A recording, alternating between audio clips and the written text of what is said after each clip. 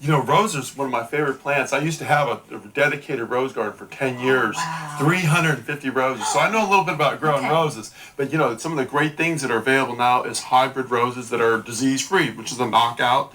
And there's another variety, if you're shopping at, looking for some roses that are like that, the drift roses and the oh-so-easy roses. They're all available. Easy roses. That sounds like one for me. Right. You can get all those at Ace Hardware. They have a great selection. Spring's in the air and rose fever's on, you know. Okay. Here's a knockout. You know, this is a double knockout, and it's very disease resistant and easy rose to grow. If you haven't already cut back your roses, you know, normally the day is February the 14th, so you can remember, but cut them back, and so they'll be ready to put the flowers on. Okay. Here's an oh-so-easy kind of rose, a little small, compact. The oh-so-easies are really small and compact, like the drift, and they are a reliable rose. We put them in the landscapes ourselves. Some of the things you need to remember is that roses, in order for them to look good all year round and just do a beautiful job, is they like a lot of rich soil.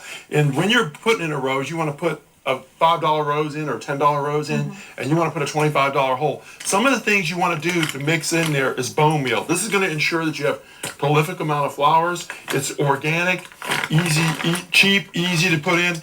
Blood meal assures takes care of the nitrogen, and then also the cottonseed. Whoops. Very quick, Rebecca. The cottonseed is great. And a lot of nitrogen. Also enhances the bacterial growth in the bed. You know, black cow. This is good for everything. You know that cows are producing it in the underneath for dinner and also for the garden. Yay. So we got the black cow. You want to mix that in. A whole rose this size, about 3 gallons. You want to have double the amount of space in there. Mix it in half and half with the indigenous soil. Make sure that you do that.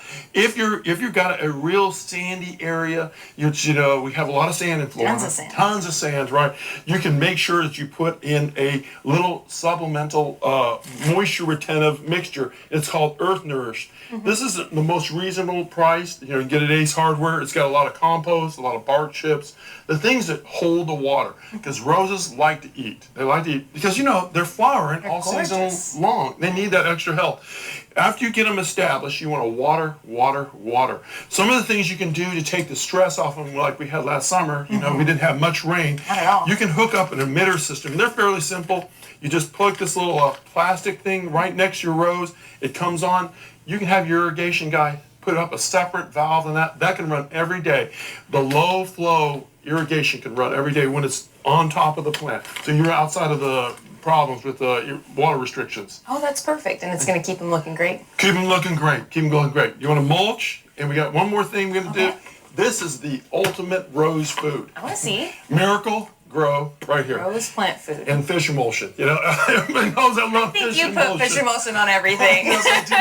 And how I discovered it is when I was fertilizing all those roses year after year after year, that I started putting on everything else and I had the good results. But fish emulsion. Every 2 weeks, during the summer, during the fall, it's going to look beautiful. The roses are going to produce all summer and spring long. We have one more time? No, we're out. I'm so sorry. But you can get that tip in on larrysgarden.com. You can log on and get more information or give him a call at Larry's Garden Design and Installation at 346-1970.